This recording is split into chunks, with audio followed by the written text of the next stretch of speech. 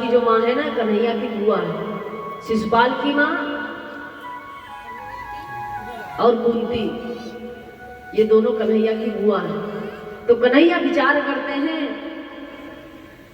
अब हमें ही जाना चाहिए, क्योंकि आकाशवाणी ने बताया जिस समय शिशुपाल का जन्म हुआ था कि जिसकी गोद में ये बालक जाएगा और जैसे ही ये बालक जिसकी गोद में जाएगा तो उसी के गोदी में इसकी दो भुजाएं टूटकर गिर जाएंगी। और मान लो जिसकी गोदी में इसकी दो भुजाएं टूट के गिर जाएं तो समझो उसी के द्वारा इसकी मृत्यु होगी। महाराज, आकाशवाणी ने बताया था शिशुपाल के जन्मते ही कि ये बालक जिसकी गोद में होगा और जिसकी गोद में इसकी दोनों भुजाएं टूटकर गिर जाएंगी तो समझो उसी के द्वारा इसकी मृत्यु होगी। तो सारे रिश्तेदार, परिवार, नातेदार आ रहे हैं शिशुपाल को देखने के लिए, सब जाते थे मिलने के लिए। तो भगवान कन्हैया ने कहा मैंने भी सुना है कि बुआ के घर में लाला हुआ है, यानी मेरो भाई आयो है, चलो मैं भी अपने भाई से मिल के आता हूँ। अब भैया ये शिशुपाल भी क्या है, ये भी भगवान विष्णु के परिषद थे। शाम को कथा मैंने श्रवण पान कराया था जय विजय की। तो इनके तीन अवतार होते हैं, हरणाक्ष, हरणाकश्यप, रावण, कुंभकर्ण, और उधर कंस, इधर शिशुपाल। 3 जन्म तक इसके अवतार होते हैं। तो क्या हुआ, कन्हैया पहुंचे हैं, जाकर के बुआ से कहा रे बुआ लाओ दिखाओ ना मेरा भाई कहाँ है। अब बुआ कहने लगी भैया तुम आए हो तो ठीक ही, कन्हैया मैं तो तुमको काफी दिन से याद कर रही थी और आ ही गए हो, तो ये बताओ ना कि हमारे बेटे ने जब जन्म लिया था तो आकाश मंडल में आकाशवाणी ने बताया था कि जिसकी गोद में इसकी दोनों भुजाएं कट के गिर जाएंगी उसी के द्वारा इसकी मृत्यु होगी।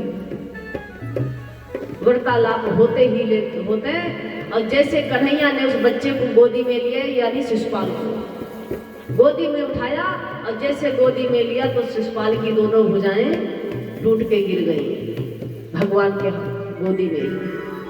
बुआ रोने लगी, अरे भैया कन्हैया, अरे आकाशवाणी ने तो यही बताया था कि जिसकी गोदी में इसकी भुजाएं गिर जाएंगी उसी के द्वारा इसकी मृत्यु होगी।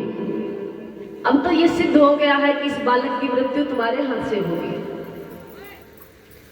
तो इसलिए कन्हैया मैं चाहूंगी कि मेरा बेटा है, मैं एक माँ हूं कि पुत्र का पुत्र हो सकता है लेकिन माता को माता नहीं हो सकती है। तो इसलिए हे कन्हैया तुम मुझको वचन दे दो कि तुम मेरे बेटे को नहीं मारोगे। कन्हैया ने कहा बुआ क्या बात करती, मैं क्यों मारूंगा इसको। और जैसे कहा मैं क्यों मारूंगा, बुआ ने कहा नहीं कन्हैया आकाशवाणी झूठ नहीं कह सकती, वचन दीजिए ना मुझे। तो कन्हैया बुआ के प्रेम में विवश होकर के कहने लगे हैं बुआ जाओ, अगर तुम्हारी यही इच्छा है तो मैं तुमको वचन देता हूं कि इसको कब तक नहीं मारूंगा, जब तक ये मुझे 99 गाली देता रहेगा। और 99 के ऊपर अगर इसने 100 गाली दे दिया तब भी माफ, और 100 के ऊपर गाली 1 देगा तो नहीं माफ। ये मेरा वचन है, इसके नीचे मेरा कोई उपाय नहीं, कोई प्रयोजन नहीं, कोई बात नहीं। हाँ बुआ बस इतना वचन मैं तुमको दे सकता हूं। शिशुपाल की माँ ने कहा ठीक है कन्हैया। अब माँ ने सोचा 100 गाली एक साथ में आदमी कोई नहीं देगा, 2, 4, 5, 10, 50, 15, 20 बस सीमा समाप्त। बुआ ने कहा ठीक है, अगर तुम्हारी यही इच्छा है तो जाओ, बुआ मैं तुमको दुखित नहीं करूंगा।